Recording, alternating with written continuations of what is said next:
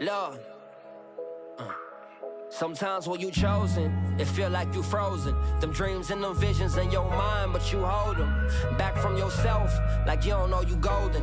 But now it's time to take back the greatness that was stolen. Wearing your heart on your sleeve, those clothes start folding. Price of the stock, $23 on 800,000 shares. You're gonna hear, they're gonna ring the bell. Greatness. So now it's time to show them. Now it's time to dig deeper. Gotta activate your genius. Say it's your time and say that shit like you mean it. They were sleeping on your visions, but you already seen them. And time will reveal who was playing and who for real. What you're seeing down here is an IPO. It's an initial public offering, right? Companies going public, right? Yeah. Companies start, you know, Apple started in a garage, right? They came up with an idea. There was people, process, you know, and then they decided along the way as they started to create products that they really needed to raise money and bring the company to the public, right? And so they go through, it's a long story, it's a long road show. They'll travel around the world and come up with a valuation that they feel comfortable with, and they'll come to the stock exchange and they will do what's called an IPO, an initial public offering. So you're actually seeing this. It's sort of an extraordinary thing that we do here, better than anyone in the world. That's Lynn Martin, president of the stock exchange, the woman there. She's only the second woman in history to have that role as the #1 person here. Those are market makers, and those are brokers, and those are the principals of the company called Bowhead Specialty, right? It's a new company that BOW is a symbol. They've issued 7.5 million shares, and they're going to be going public any moment. They're going to be listing the stock. So that's one of the things we do here. But you asked me the question that, you know, what's going on here? What differentiates this time from all other times is that there are millions and millions of new people, new retail investors and traders that have come into the marketplace over the last 4 or 5 years, right? Yeah. In the old days, there was a thing called, you had to be an accredited investor to be invested in the stock market, which kept it very exclusive. It was the 1% of the 1% were the people who were investing in the stock market, right? And then what happened was you had to prove that whatever money you invest in the stock market, if you lost it all, it would have no effect on your standard of living for 5 years. Wow. These super rich people could do that, because that kind of kept it really exclusive. But what changed around the time of COVID was that they came out with these free trading apps. They deregulated that whole process, and literally everybody with an iPhone and $100 can now trade the market. So you suddenly had COVID, everyone had like a couple of dollars in the bank from their stimulus check. You had people sheltered in place. You had, you can see here, so that's the market maker screaming out. The price of the stock, $23 on 800,000 shares. You're gonna hear, they're gonna ring the bell. That's awesome. Yeah. Okay, so that is the first trade. It opened at $23. So anyway, so you had the time around COVID when suddenly there were 40 million new eyes on the market, and you had everybody suddenly with access to the market to trade. It became accessible, all right? You had everybody with a couple dollars in the bank, all eyes were on the marketplace, and suddenly you had this new phenomenon happening where every Tom, Dick, and Harry and Jane could now suddenly trade the market, right? One of the things that they didn't do is they didn't give out the playbook and the menu and the education. And the educational platform, which is the key, right? It's kind of like if I wanted to become a pilot, I wouldn't just show up at Teterboro Airport, grab a set of keys, and just get on the back of the plane and hope it was going to work out, right? This is the same thing with the market, but they didn't do that. I've taken it upon myself to try and fill in that gap of the educational financial literacy point of view when it comes to trading and investing and just knowing what goes on here, right? I mean, now that everybody's been invited to this party, everybody needs to know the rules. Yeah. So what I've taken upon myself is to give out the playbook. And that takes a lot of work, a lot of commitment, a lot of responsibility, right? So that's part of the whole financial literacy, although that term has gotten a little watered down, but there's just education, right? Education around markets, around public companies, around investing in your future, around buying stocks and not stuff, all that kind of stuff. It's like everybody in the world's been invited to the party. You gotta learn the rules of the game. Back in the old days, there was a tree outside here called the buttonwood tree in the mid-1600s, right? And there were already back then, there were brokers, right? 26 brokers took control of the turf. It's just like the corner. Yeah. It's like the corner in the neighborhood. Yeah. You know what I'm saying? Yeah. Like, this is my corner. This is where I sell what I sell. If you want to play in the turf with me in my game, you got to know the rules, right? Yeah. These are my dealers. These are my brokers. We have product. If you want to buy it, these are the prices. This is what we charge. It's with every industry from the beginning of time. That's how it works, and that's how it works down here. And then we've got, in the early 1900s, companies are going public. Hormel, Campbell's Pork and Beans, Union Pacific Railroad, all the companies that represented the infrastructure of America as America came through the revolution, Civil War, whatnot, and started to become a country with viable resources and whatnot, right? You had market makers. The market makers were the guys who put together the buyers and sellers. You had brokers who were the ones representing buyers and sellers in the marketplace. And that sort of was the beginning of the growth of this business, of this building, of this financial institution. The history in this building is amazing. Literally everybody from Teddy Roosevelt to DJ Khaled have been here ringing the bell. What's exciting for me, having been here for 100+ years, is that now this is available and accessible to everybody, right? We need, people need to be able to build their portfolio and build generational wealth. I like the word generational wealth more than financial literacy. All right, I like education and financial legacy and building generational wealth.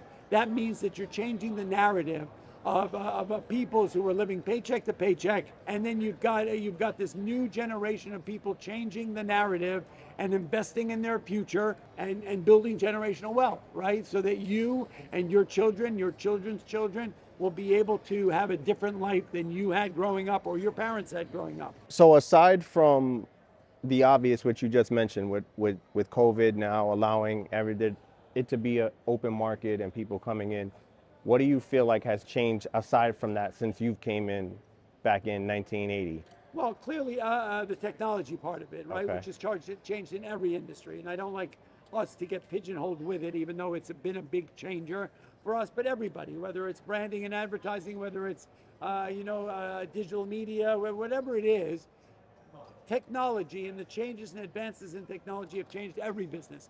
Human beings are more outsourced than they ever were before. We used to have 8,000 people in this room. We had brokers and reporters and squads and clerks and a whole support staff around the workings of this building. They're not here anymore, right? We still have the human element, which is incredibly important and powerful, but it's not what it once was. And that's a function of them being outsourced a lot by the technology. So that's been a big change. But besides that, not that much else has changed. The human element is still there. Companies are still going public. We are growing. Obviously, one of the biggest changes is AI and a lot of the technological advances that really don't take away from us as an industry, but are really helping us grow. AI is the next revolution. Trillions of dollars are being put into that industry. Right? And I know people are scared of it, that it's going to outsource human beings and whatnot, but I don't think, I surround myself with people smarter than me. I know what I know. I don't know everything, and there are things I don't know anything about. So I like one human being to another, talking about stuff, working out business deals, right? I love entrepreneurship. I love empowering other people to be their best self. I love sharing all the knowledge that I've gotten over all these years, about business, about life, about gratitude, about, create, motivate, inspire, all that kind of stuff, about art, all that stuff. I like, for me, it's not a matter of who dies with the most toys. It's a matter of how can I help you to be your best self? How can I share, what I've had access to and been privileged to know, things that people I've met, what I've learned from them, and share that with you and include you. I'm a super inclusive person. What would you say are like some foundational key things? Someone picks up their phone tomorrow, says, hey, I'm getting on Robinhood with my $10,000. Right. What would be some basic, like, foundational rules you would say to the trading? Disclaimer. Disclaimer. I'm not an advisor, and that's okay. But I think people need to avail themselves of information. They got to find out there, go out and find a mentor, go out and find out what, look, we love our Starbucks, we love our Nike, we love our iPhones, and so we are very loyal consumers. That means we like the product, we like the people, we like the process, right? Those may be companies that somebody may consider investing in. I'm a firm believer in buying stocks, not stuff. Think about it. We got the iPhone 13. It's not broken, but the iPhone 14 comes out. We got to have it. We got to have the next thing. Well, that's not a good thing. You need to do your homework. People need to understand that there are traders and there are investors. right? Investing is something everybody should do. They should start doing it immediately. You don't wait around for some perfect storm or all the planets to align to do it. Start tomorrow. There's a thing called the S&P 500. I've heard from a birdie that if it gives you exposure to 500 stocks here at the stock exchange, in tech, in retail, in everything, gaming, whatever you want to do, it gives you a great exposure to everything in the business. And if you buy it, I've heard, if you buy it like every month, like there's a line that if you're 18 years old and you put $250 into the S&P 500 every month from the age of 18 till the age of 60, you will have over $1 million, right? So that's what I want to change people's mindset, is that everybody should go out there and open up an account, whoever it may be, Webull, Robinhood. I'm not a fan of either of them, but I got nothing bad to say. Go out and open yourself an account with a retail brokerage firm, right? Go out there and do your homework. If you're a woman, there's a great company called Alinea. I'm on the board of it. It's for first-time women investors. Wow. They will curate a portfolio around young women and things that they may be interested in. So there's plenty out there if you do your homework. Educate yourself, find a mentor. I run an academy. I have a thing called Wall Street Global Trading Academy. I'm partnered up with a guy I came down to Wall Street with in 1985 named David Green. Master teacher. He was that guy in college who you didn't give a shit what he taught. You just wanted to be in his class because he was such a good teacher. We teach technical analysis, risk management. We teach you how to trade. So everyone's welcome. And he taught you actually, right? He teaches me on a daily basis. We use different things in our business, but together we created an academy where we have thousands of students all over the world who we teach how to trade, who we coach and we mentor every week live on Zoom. So yeah, if you guys are all interested in learning how to do that, you're all welcome to join the family. Nice. Right. And you mentioned, I've seen in many interviews before where you talk about the psychology of trading. Right. What do you feel is something that, again, like a foundational rule of thumb in terms of psychology going into trading? So, as I said, we need to separate trading from investing. Investing, okay. Right. Never get emotional about money. Do your homework. Right. Create a portfolio that's diversified. So for your future, right. The psychology of trading is the fact that we get emotional about money, that we make decisions based on emotions, not about fact and reality. And those decisions are probably not good ones. Listening to people who you may not really shouldn't be listening Uncle to. Herbie. Right. Uncle Herbie on the internet. He loves to grab your ear and talk all kinds of shit to you. Yeah. FOMO, fear of missing out, is not a strategy. Hope, hype, these are not strategies to trade. There are strategies that are correct. That's the best recommendation. It's just a matter of thinking about your future, being super disciplined, being consistent. Surround yourself with people who are smarter than you, who know the business. I do that in everything I do. Yeah. I know what I know, but there's a lot more I don't know than what I do know. So what do? I go out there and find people who are really smart at what they do, and I bring them into my team. I think that's a super important thing to do, is surround yourself by super smart people who want the best for me. Yeah. Right? Find a mentor, stay close to your family, find some gratitude, Yeah. Get good at something. Find something you love to do and get good at it. Yeah. Right? That's how you create a really good future. Right? That's what I can share. Yeah, that's awesome. And I remember I saw an interview that you had did last year sometime where you mentioned an app that might have been in development then or was already in development, where it would be if you bought a Starbucks for that never Did came that together. ever come to figure? No, but there are things that are similar to it, like just Roundup. Okay. Right? You can have a Roundup app, which means that when you go into Starbucks and you buy a coffee for $3.29 or $10.29, I don't know what coffee costs these days, and then you round up to the nearest dollar, yeah. and so they take that 71 cents and they put it in the stock market. Okay. Right? So think about that. So instead of, it's like your grandfather's change, right? When you were growing up, you used to go and grab your father or your grandfather's, he had a jar on his night table with all the change in it. Well, you can do that, but you can do it digitally, right? And so think about it. There's all that money that we don't think about, the dimes, nickels, and quarters, right? That if you actually threw them into the stock market, you know, every time you buy something for $3.50 and you round up to $4, that 50 cents goes immediately into the market, you know, and gets busy working already right away. What a cool idea that would be. Yeah. So my idea was that, and I don't even know if it was my idea, we talked about it, a bunch of us were thinking about it, that, you know, if I'm loyal to a product and I love Starbucks, let's say, for example, and I round up my Starbucks every time I have a coffee, and then that extra roundup goes into Starbucks stock. How cool would that be? So I'm fulfilling the prophecy by buying a coffee, rounding up to a coffee, and then investing in this. So it would be buying stuff and stock. Be buying stuff and stock. Yeah, exactly, yeah. I guess. That's awesome. That's awesome. One other thing was when it came to the actual like technology part of it now. So have the people that have been outsourced by technology, are they working remote, or is this solely what you see here now is the new face of the trading floor as opposed to what it was before, written tickets and phones and... So, you know, no, I mean, when you add technology in a situation that where things that used to be done by humans, then rarely are they really, those jobs ever come back. We end up doing them ourselves now. So the job is still there in existence, except that we all do it ourselves. So, you know, look, there aren't 8,000 people here, but there are still tons of people. Yeah. The human element is all the more important now than ever before, because the market and the volatility are here to stay, and so there's a lot of that.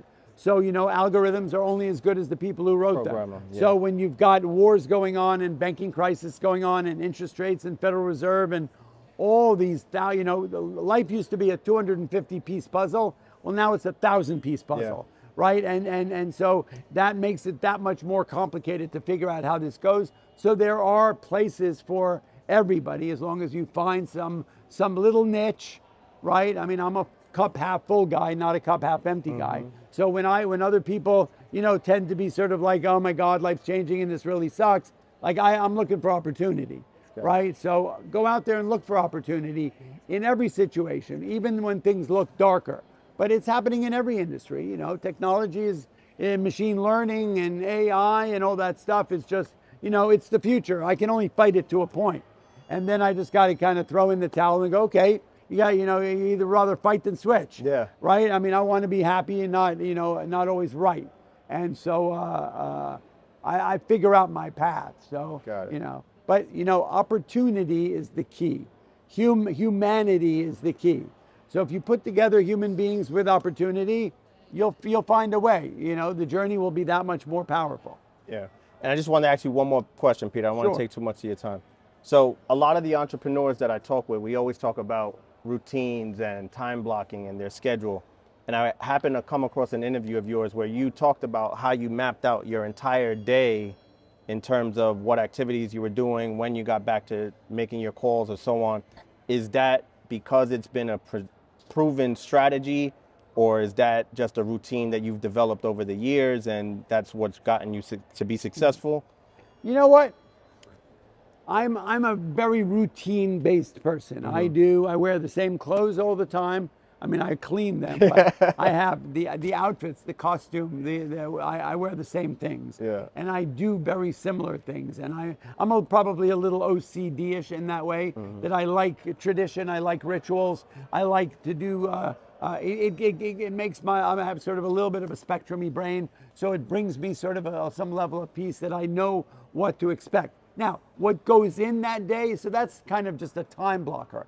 What goes into that day, it can be virtually anything. You know, I find that I wake up in the morning in the same way, you know, and I have rituals of how I get up and I pray and I get myself up and going, you know, and then I drive to work in the morning and I start to plan my day. You know, I'm getting a little older now, so my memory's not, I have a photographic memory, but I'm doing so much now, my brain cannot really digest and assimilate so much of the information.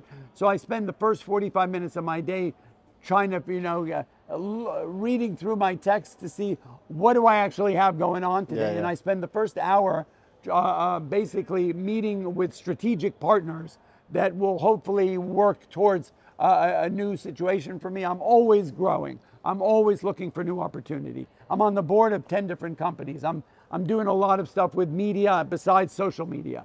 I'm a content advisor for companies, and I'm a content maker, right? I make content in my sleep, right? I'm like a one-shot Charlie. I don't rehearse anything. There's nothing scripted. It's just me. You get what you see is what you get. Everything I'm telling you, none of it's original. It's what I've learned along the way, right? We learn way more from failure than we do from success. You know, I've surrounded myself with mentors, you know, who have been down the road before, you know, and have taught me so much. My family was a big part of my life. My parents are Holocaust survivors, right? They had a beautiful beginning to their life. Then they spent 4 years in prison. Everyone in their family were murdered. They came to America, fell in love, found their American dream, had me and my brother. We had an extraordinary, unconditional, loving background. And my father was a doctor, very well-known doctor, but a humanist. So a lot of what I've learned, I learned from him. Nice. He was a firm believer in what you can achieve and communicate and learn from one human being talking to another, holding somebody's hand. He did it as a physician and a doctor and as a diagnostician, is way more than you can get from looking at any chart or any computer, any of that stuff. And so that was super important. And then I've gone through, you know, a lot of trials and tribulations as well. I lost my parents lived into their 90s. That was wonderful. God bless, yeah. Right? My father was 97, my mom was 93. So after what they had lived through, they did get to hang out here for a while, and that was great. But then I had a brother who died at 60 of pancreatic cancer, and so that was pretty traumatic. I just recently lost my wife. She died in August. Thank you. She died in August after a really shitty bout of, and she was young. She was in her early 60s. Died of a really aggressive cancer. So, you know, look, I've been up against great things and up against really shitty things, you know, and how do I find the will and the way to get up in the morning when so much is really difficult? You know, I don't know. I mean, it's just like, you know, I know that opportunity is not going to find me, you know, hiding under the covers, sort of cowering, right? Sure. I know that I'm better off dealing with the things. You know, there's a great old expression, the only way out is through. Right, I can sit there and let the boogeyman, you know, take me down and keep me from growing and being who I really want to be. And so sometimes I just kind of fake it. I got to get up and blow through all that negative energy because it's there. Yeah, we know it. Life is not easy. Look, I don't know if there are people obviously who have had gone through very similar hardships as I have, you know, and you know, there's two different kinds of people. There are people who end up becoming victims. You know, it's like my parents. There are people who came through what they went through, came to America, did not find the American dream, you know, and they ended up being really victimized by their past, right? And they weren't able to get it together, right? You know, they let their past define them, right? So that's another little bit of tidbit is don't let your past define you. You know, the definition of insanity is wishing for a better past. Nothing we can do about yesterday. Sure. There's no point in spending a lot of time worrying about tomorrow. You know, if you live in the day, if you live for today, right, and make today mean something and have some really good value, then, you know, then tomorrow's probably going to be a brighter day. For sure. Peter, thank you so much. Absolutely, my pleasure. Thank you so much. I don't want to take up too much That's more okay, we're good. You got anything to say over there, big man? You guys, we met through Oren and Wayne, two amazing people that I've learned so much from, right? I mean, think about Oren and Wayne. We can talk about them. You know, these are two young guys who have committed their lives to helping others. Yeah. Right? There is so much, and I'm seeing it now, struggling a lot with having lost my wife, right? And really, really up against it, right? Feeling just super dark. And the only way to deal with that stuff, and I've sought, you know, all outside help to try and figure out how do you navigate through this shit. Yeah. It's so painful. Like losing your parents in their 90s, that's one thing. Your brother, that's another thing. But your life partner is really, really brutal. And so the only way to get through these things is to be of service to other people, like Wayne and Oren do. You know, they are committed. You know, they've been feeding the homeless for the last 6 friggin' years, every Wednesday night, rain or shine. I mean, that's crazy. Yeah. You know, doing book bag drives and rallies and feeding the homeless at Madison Square Garden every friggin' Wednesday, right? So I also find that if I'm spending time helping you and helping you grow, I'm less thinking about me and my problems. And so that's a good thing. Yeah. It doesn't diminish what I'm going through, but it doesn't mean that I need to be sitting there and wallowing in it. That doesn't really, it doesn't make it any better. Yeah. Right? It fills your cup in a different way. 100%. Yeah. Being of service to others is the ultimate filling of the cup, For sure. in my opinion. We've seen it over and over again with people who are very philanthropic, whether they're, you know, giving money or they're giving their time or they're giving their resources or whatever. That's fulfillment, Yeah. right? Success can be measured by money, by, you know, cash and prizes, by toys. But real fulfillment is a function of how much joy I can bring to you, how I can empower other people to be their best self. You know, I do it with artists. All right, I have a gallery on the 6th floor. We can probably bop up there and take a quick through there. When I got on social media, King Saladeen, Oren, was the first person, well, it was actually Mr. E, sort of came into my world through Instagram, and they said, oh, you should know this guy. His art relates to money. And I didn't know what social media was at the time, and I said, oh, cool. So I reached out to them, and I didn't know you could speak to them. And, you know, and Mr. E answered the phone, or he called me, and he goes, oh, my God, I know you. You know, I'll be there tomorrow. And I'm going like, sure, whatever. And he flew up to New York with an 8-foot painting, and we came down to the stock exchange, and we became best buddies. Then it turned out then Saladeen's popped into my Instagram. Turned out he and Mr. E knew each other. They had done shows together. And so we started this community of young new artists, and then I started putting on shows in the art space. And I curated a couple of kick-ass shows in Soho and all over the place. And that was cool. And Wayne showed up and Oren showed up with, like, you know, we shut Soho down. Yeah. There were like 50 friggin' Bugattis and McLarens parked all over Soho. And we really tore the streets up. And it was like, I did it literally in 6 days. Nice. Like, you know, everybody says it takes years to plan shit. Yeah. It's not the way I work. It was like, okay, guys, I called Oren up and I said, can we put on an art show in 6 days? And he goes, yeah, we'll do it. You know, and we literally shut the streets of New York down. That's and with awesome. the show, sold out the show. It was great. So anyway, here at the Exchange, you know, I do what I can to empower this place, to change it up a little bit, and to try. You know, I've committed myself to, you know, to try and open up and educate this new young community of traders and investors, you know, that need to know what I know.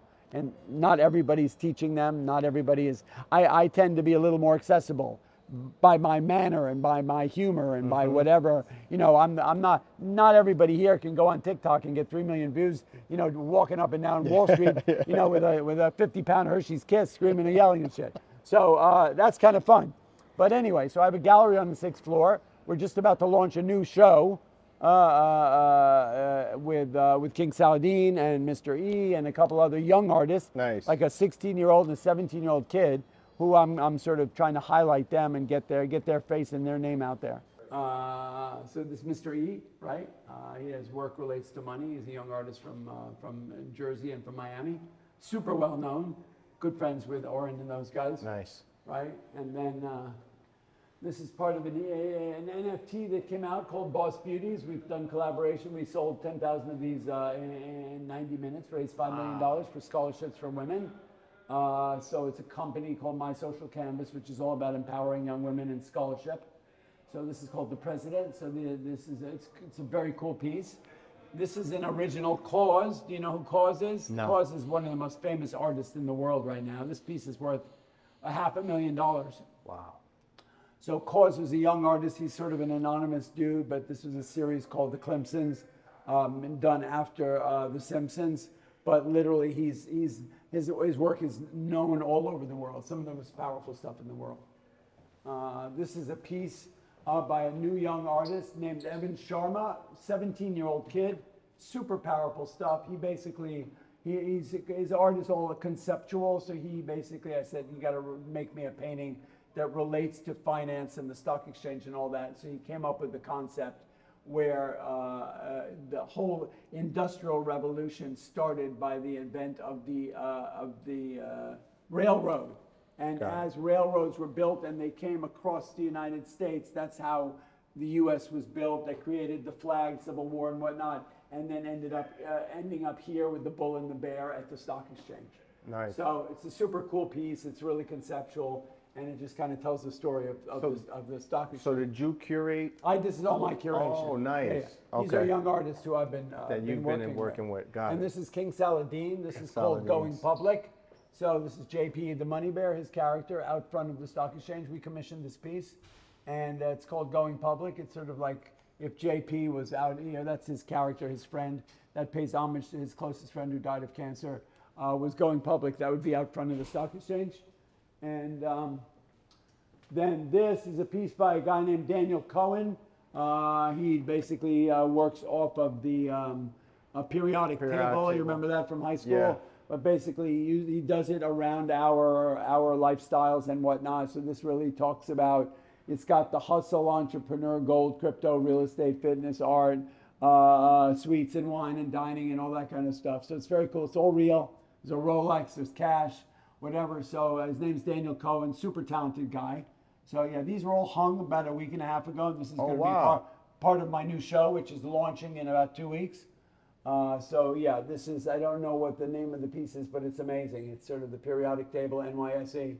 So it's very cool. And the show would be where? It's going to be here. This is the show. Oh, nice. Yeah, this is the gallery. This is the big board art. But I mean, like on a platform or? No, we don't know. No, it's just going to be in here. It's a very exclusive private gallery. Nice. So everybody who comes to the stock exchange on their way to the boardroom to be honored or to be highlighted as a new company has to walk through my gallery. Awesome. So this is a private gallery for heads of companies, IPOs, heads of state, prime ministers. So any artist that's lucky enough to be in my show is in a super state. Yeah. So this is an amazing piece. This is a young kid. He's 16 years old. They call him the baby Basquiat. Basquiat's a young, famous artist who was around during Warhol days, whose art sells for $150 million.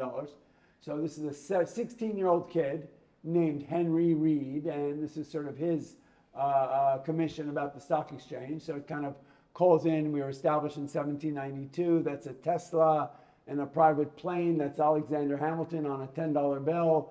That's a trading crowd there with Apple and Disney, billions, trillions, and millions, billions, trillions. It's sort of it's a powerful piece for a kid. For a kid, yeah. And then this is a piece called Wall Street Soup, and it's kind of cool. It sort of pays homage to the Trade Center in New York City. These are the old water towers that sort of adorn the streets of New York, and it's sort of like a businessman with a little bit of a crypto thing going on. So, and that's it. Nice. That's the show. That's really nice. Yeah, it came out really well. This just got hung, and so we're almost done. We got one more piece coming into to the show, but yeah, it came out really beautifully. Yeah, it did. I'm proud of it. And they all flow well. They flow well, yeah. And it's a good story, and it's cohesive, and it's cool. Anyway, and that's all I got to say about that.